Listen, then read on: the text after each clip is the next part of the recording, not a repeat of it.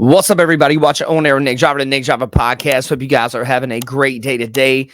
I am getting some crazy, reports from people and crazy messages regarding some of these situations in Western North Carolina.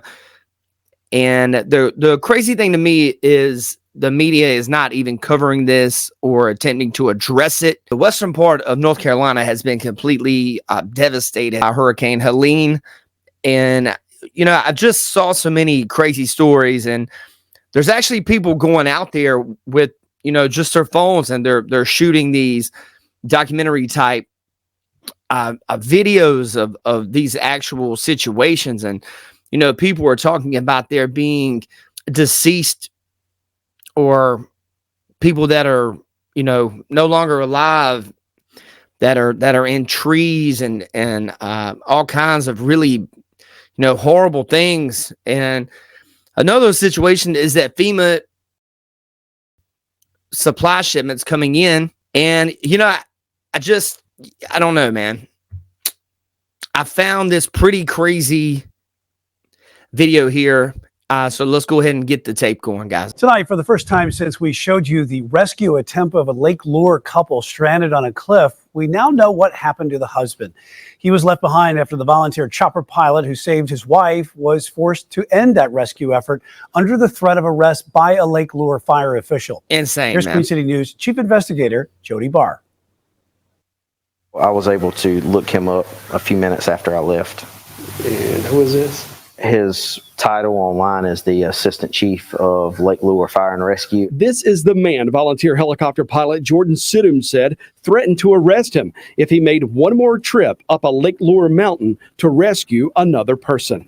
Wow. Just minutes before, a couple waved Sidum down as he passed overhead. Mike and Susan Coffey were stranded on a cliff after the storm washed away their home in the land it sat on. We could see the water starting to get much more violent, right? And we could see trees start to go down and the water levels start to rise, but we kind of thought we were safe because we were so high up. And then we started to hear a lot of noises. Rumbling. Just rumbling. It wasn't thunder. What's this weird rumbling? Yeah, trees falling, right. Rocks, so it got a little bit frightening at that point. We actually sat there and then we watched our house go. The cliff just dropped. That whole side of the road, the cliff just dropped off, right? All of the trees and the dirt and everything else just started collapsing. For the next 2.5 days, the couple slept in their car, surviving on 2 bottles of water and 2 bags of chips. Friday night. I mean, we had no water. We had potato chips. We're also dehydrating. Like, that was a great pick, But so by the next morning, we were starting to get worried again of what we would have to be able to drink. We started to see helicopters go over. So every time we heard a copter, we'd just run out and start waving. There was a big pile of rocks at the house next door. So we did a big SOS sign in the cul-de-sac with the rocks, and just staying in the moment to stay positive and not worry too much. And then we saw this small black helicopter fly, and we were waving at it, and it stopped. And it actually stopped. Well, yeah, it circled over us. When you saw that helicopter make a U-turn and start coming toward you, what was going through your mind at that moment? Thank God. Thank God somebody saw us. Somebody was trying to help somewhere. So that was the first time somebody actually stopped and acknowledged that we were there. And so Mike says, of course, for me to go first. He'll stay there with the cat. Awesome. And then Jordan says, I'll come back and get you. Sidum left his son with Mike Coffey and flew Susan to what Sidum described as a command post 3 minutes away near Lake Lure. So we land, and I get out of the helicopter and I go towards them. And so then Jordan is able to come out, and they're just standing there looking very mad and very annoyed. And so, who are you? I didn't realize he had just taken upon himself, followed his heart to come help rescue people. And this communication is so Good down, for him, it's man. hard to know who to let know that he has this free airspace that he can go do this. So he was telling them who he was and what he was doing. And they just were just not happy. They weren't happy about it. And, What? He said, this is our this is our mission. This is our operation. We can't just have you flying in and out. And so he was trying to tell them, Jordan was telling them, well, man. I can't just leave her husband there. I don't want to separate a family. Right. So if you just let me go back and get her husband, and then I'll bring him here, and then I'll take my son, and we'll go. One of the Michigan firemen, Sidum, says he spoke to and who gave him radio frequencies to help coordinate with them, told him to do whatever he had to. Susan Coffey witnessed that conversation. Pretty much told him, in a way, break the rule, just go get her, go get the husband so that they can be reunited. So that's why I thought that it was okay that he was going to be able to go get him. I didn't know that then he was threatened with arrest. Wow. He was told just to leave. And so I thought he was going to go get my husband. And he informed me when he got there. And when I got to the door, he said, I am so sorry, but I'm told if I bring you back that I'm going to be arrested.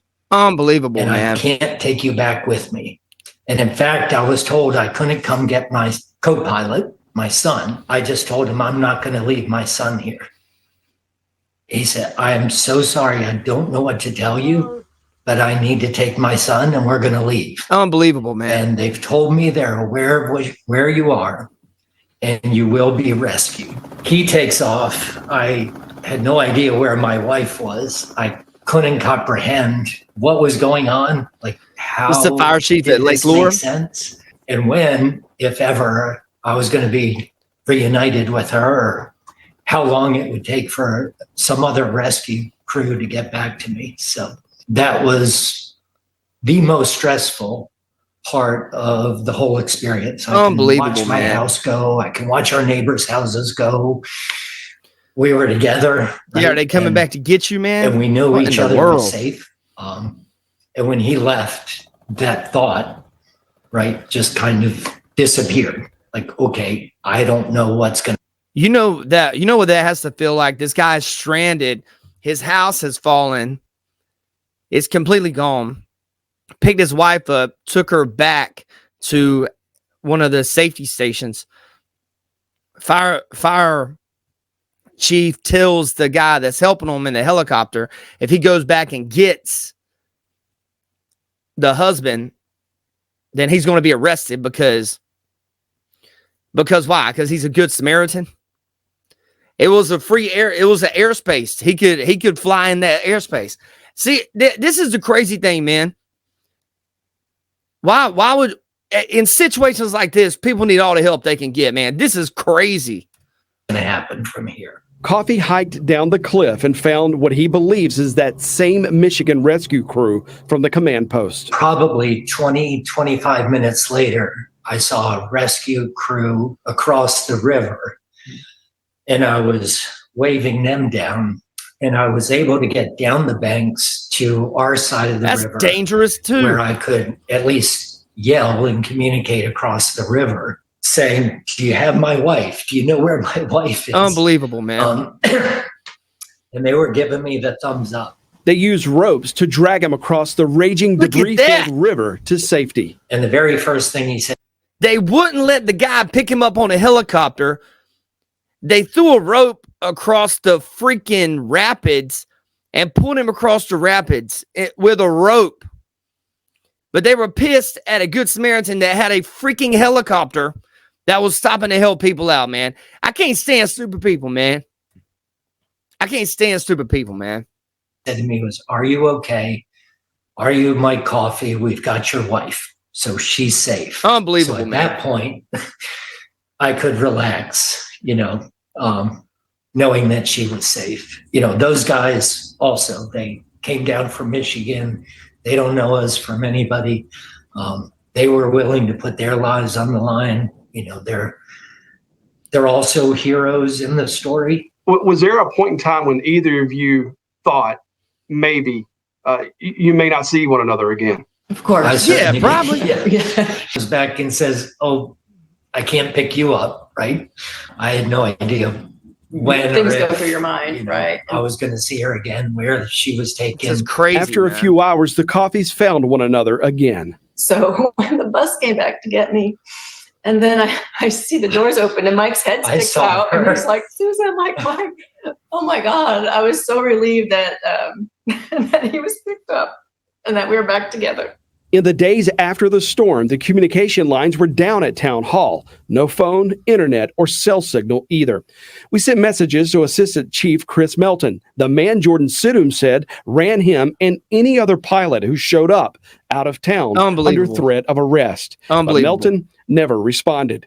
Thursday morning, instead of making Assistant Chief Melton available, the town offered its town manager for an interview. Oh, God. The personal aircraft that landed was not only unauthorized, but also they provided no notification that they were coming. And that did pose a potential risk to ongoing operations with search and rescue. And then, also just wasn't safe for them to be there as regular citizens, especially since we didn't know, who they were or what they were doing there. In the days after the saving storm, people, Demi. through that Sunday morning, there was no restricted airspace in Lake Lure. Right. The FAA did impose a temporary flight restriction after this encounter between because they Mr. called the Sidham FFA and the Assistant Fire Chief Melton.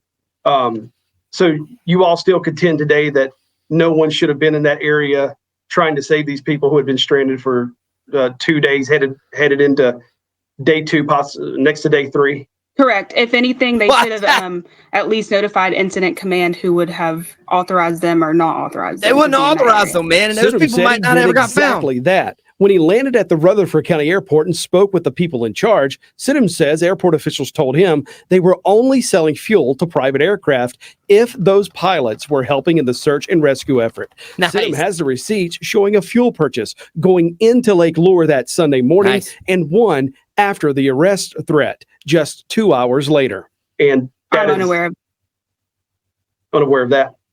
Yep. Ms. Stuman, less than 24 hours later, private pilots were being asked to return to that area to do what Mr. Sidham was doing at that time. Do you see how that the public may look at that and go, well, that's a little perplexing that, just before he was severely endangering rescue efforts, and then, less than a day later, they're being begged to come back and help. Right. Well, I can only imagine that they went through the correct chain of command to be authorized to come here. What was the danger posed in what Mr. Sidham did, the specific danger that day? Well, it interrupted operations of the people who were there from national, state, and local resources, 1, and 2. Do you hear what she just said? It interrupted their search and rescue. How? He had a helicopter. He's flying them in and out. You guys tied a freaking rope around a guy and pulled him across a raging rapid. How is he the problem here, man? Yo, these people, man, at this level of government, I'm telling you guys, man, completely ridiculous. Downtown Chimney Rock is in disarray right now. For someone who's not trained, not adequately trained in emergency operations, especially at that time, they should not have been in that location. That's crazy, man. That's absolutely insane. Somebody's there to help pick people up off because they're stranded, because, they had a natural disaster. FEMA's not doing nothing. So you have people flying in there to pick up stranded people. This is crazy, man. Man, my hearts go out to everybody in the western part of North Carolina, as well as Florida, and all the other states that have been impacted by this terrible Georgia, all the terrible hurricane, man, Helene. So you guys have a great day, man. Take care. You're listening to On Air with Nick Driver podcast. Hope you guys have a great day.